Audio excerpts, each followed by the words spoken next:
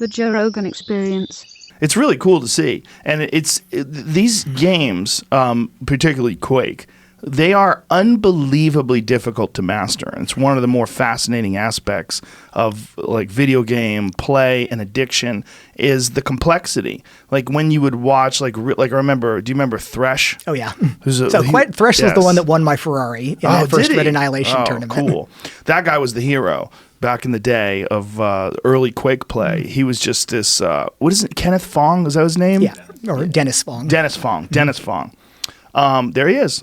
Yeah. There's Thresh. And I remember I would watch demos. One of the cool things about Quake was that you could, is that his Ferrari? You wanted the let me see that. Yeah, so that was my old Turbo 308. Now, you turbocharged your Ferraris too, which I want to get to as well, which is pretty crazy. But so this guy was like the first real killer in Dennis Fong. There you go. First real killer in the Quake playing games, and you would be able to watch him play on demos. You would play through his eyes, so you would be able to see like how he does things and move around. It was really cool. Some of the interesting things about Quake, where it wasn't really so clear when we were designing it, but it is a brutal game, especially in one-on-one, where a lot of modern games are much more approachable, where if you followed a lot of the Quake games, a lot of them were just blowouts, where you would get somebody that would take control of the level and they would be running their pattern, denying anyone any foot in the door, and you'd wind up with these 20-to-1 blowout games, where there are things that you can do in game design to make it more approachable,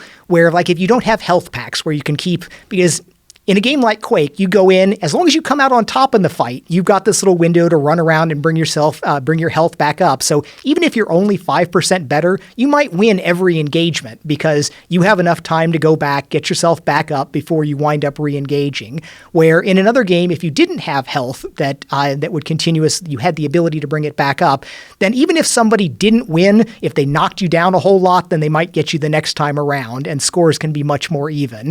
That makes sense. Quake gameplay winds up brutal, tending towards blowouts, and very frustrating for it did not have the approachability for new players, where a lot of more modern games, things like Overwatch, can be jumped into a lot more easily, because team play is another aspect of that, where if you've got a team, you could be on the winning team even if you suck, because you might have really great players that are kind of covering for you there. You can jump in and have the chance to say, yay, I won, even if you didn't contribute at all. And you might wind up doing something. You start off being completely useless, and then you slowly work your way up to being able to contribute effectively for your team. So I can recognize some of these things now about ways to make games more approachable, but the kind of brutality of Quake was it was a taste that a lot of people really did like. It wasn't so much explicitly designed for that, but it worked out that way. And that's one of the interesting things as we look at game design today versus the old days. A lot of people fall into a sort of nostalgia trap about saying, well, the games I grew up with were the greatest games ever, and you see it with music and movies and everything. And I tend to be much more optimistic about the state of things today, where the amount of effort that goes into the modern games is extraordinary. Just the detail and all the quality on all the different levels.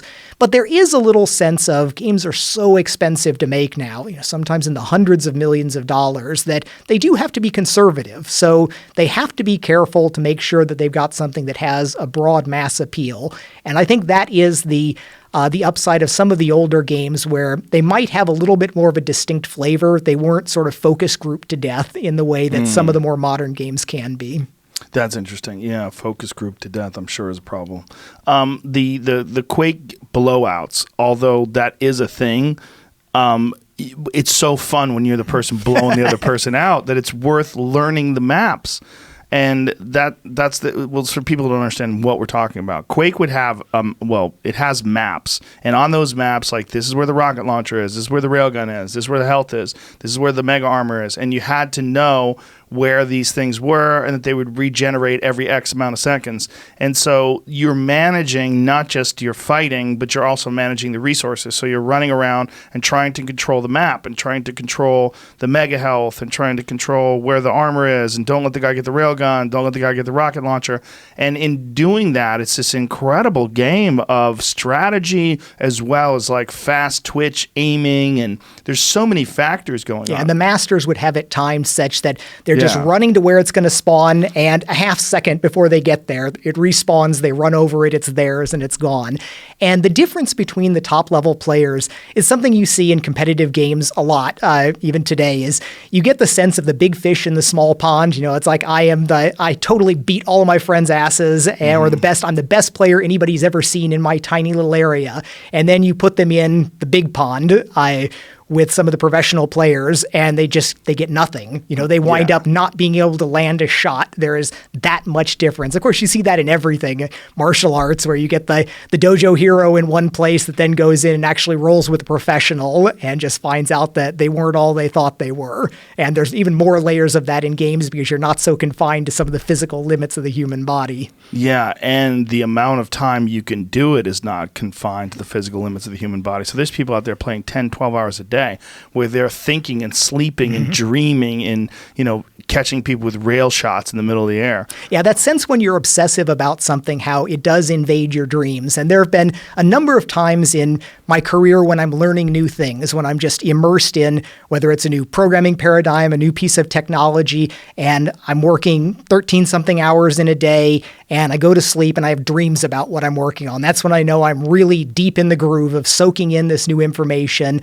And the dreaming is my mind helping synthesize this into a useful form so I can apply this in the future. And those are some things that I look back on very, very fondly when I've been that obsessive about something that it's soaked into my dreams. Yeah, I used to get that with martial arts. When I was competing, I would throw kicks in the middle of the night. I would have like dreams, so I'd be like moving, and I'd wake up like, you know, and like thinking that I was in the middle of a fight.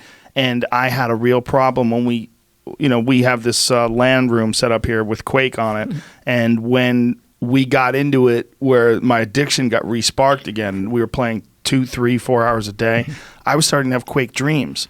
It was really weird. Like, I'd have dreams that I was going down corners and dodging rockets, and it's just, that game is so immersive, and it's so you get done with it and your heart is pounding. Like me and Jamie and Jeff would play, and then when it was over, we would all be out of breath. Our heart would be racing. We'd have to get up and walk around.